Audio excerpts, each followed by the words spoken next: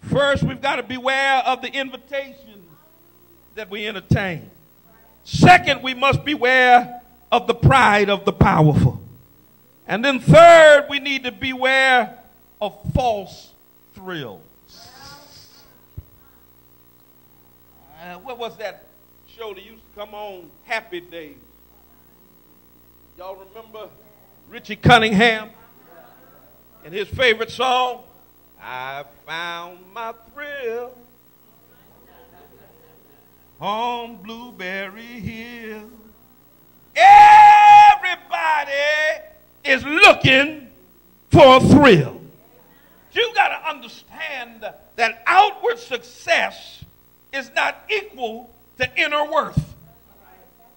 Vashti was groomed to give the appearance of outward success. Being chosen as the queen was a sign of successful upbringing and successful training. Vashti's story is symbolic of struggles we face as we seek to assert ourselves in contexts where we are expected to submit and care only about others. Carol Lakely Hess cautions that had the queen disregarded her own feelings and submitted to the will of the king, she would have lost herself.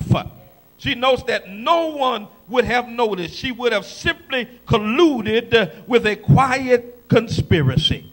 And so the moral to Vashti's refusal is simple. Outward success is not equal to inner worth. Vashti was willing to give up all of the riches, all of the wealth, all of the status that came with being queen so she could maintain her pride and her integrity. Sisters and brothers, material gain and position and status are never worth giving your soul away. You saw the scene from Color Purple. The mayor and his wife Millie approached Sophia. In the movie, the couple is portrayed as somewhat of a liberal couple in a time when racism was excessive and flagrant.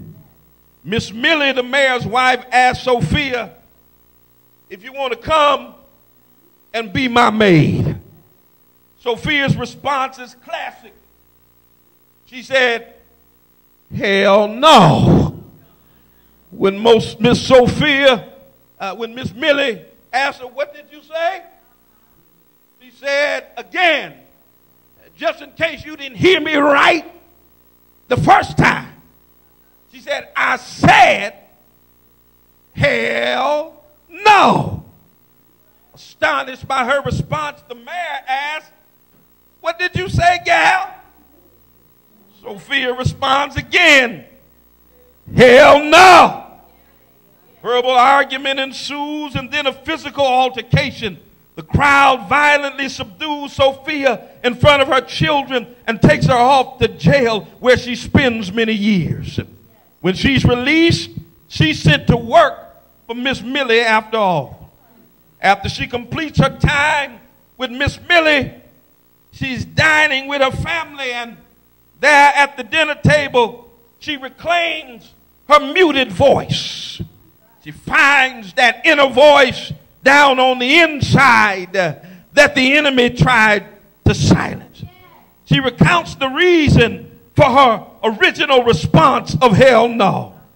And then she celebrates the sound of her own voice again. Sisters and brothers, the story of Sophia.